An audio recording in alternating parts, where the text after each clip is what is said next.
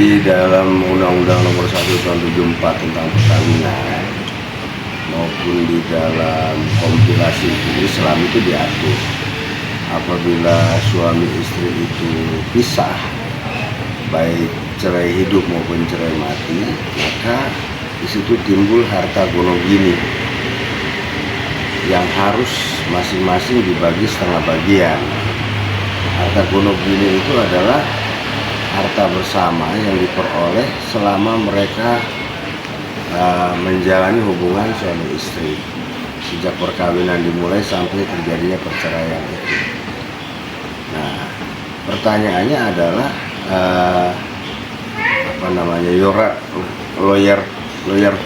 royaltinya ini timbulnya itu maksud saya gini, kontraknya itu dimulai setelah dia menjalin hubungan suami istri atau sebelum. Kalau setelah hubungan suami istri itu masuk ke dalam harta bersama itu hasilnya, ya, masuk sebagai gonogini. Nah, kalau kemudian memang sudah diputuskan oleh pengadilan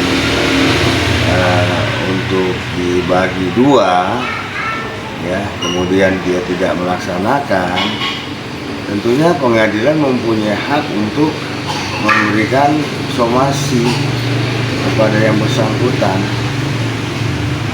untuk atau melakukan unmanning, namanya teguran, agar yang bersangkutan itu melaksanakan kewajibannya.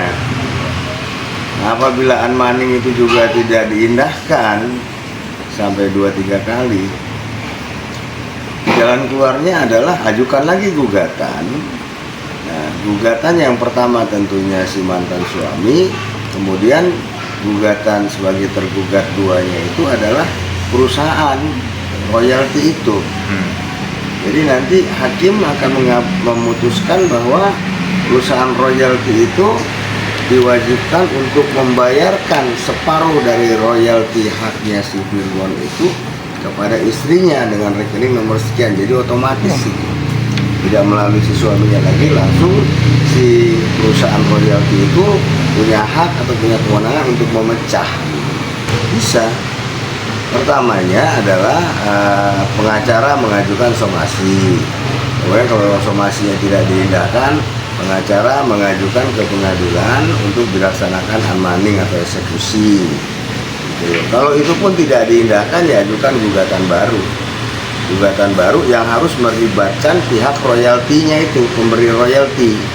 Dan pemberi royaltinya itu harus menjadi salah satu tergugat. Jadi dalam gugatan itu harus dimintakan agar si perusahaan royalti itu dia langsung memecah, menyerahkan haknya si istri itu ke rekeningnya. Dan kalau itu kan juga nanti akan ada kendala lagi, dia nggak mau menyerahkan juga susah kan nariknya. Harus pengadilan yang memutuskan bahwa perusahaan royalti ini selaku tergugat 2 atau tergugat 3 misalnya, dia diperintahkan, ya, untuk menyerahkan hasil royalti itu kepada mantan istrinya selaku penggugat.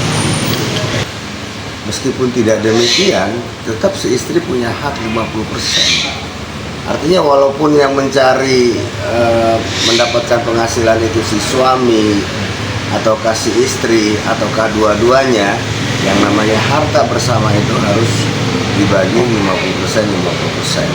Nah, itu yang saya sebut tadi, jalan keluarnya adalah putusan pengadilan. Nanti kan putusan pengadilan itu dasarnya adalah gugatan.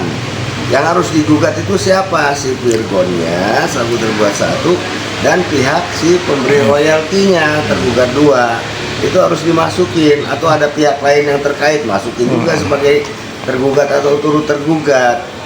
Nah, di situ dimintakan agar mereka membayarkan hasil royaltinya itu kepada istrinya 50%, kepada Virgon 50%. Gitu. Sebutkan langsung rekeningnya nomor berapa di situ. Nah, hasil dari putusan itu mau tidak mau si perusahaan pemberi royalti ini akan memisahkan itu. Bagi mereka kan nggak ada masalah, nggak ada beban. Yang penting ada putusan pengadilannya gitu loh. Biasa saja. Ini kan sengketa rumah tangga, sengketa perkawinan ya. Masuknya tetap ke sengketa perkawinan. harta gono guni ya bang? Iya, harta gono guni yang lahir dari sengketa perkawinan. Nah, itu mau tidak mau pengadilannya harus ke pengadilan agama, nggak bisa pengadilan negeri karena mereka berdua kan muslim ya.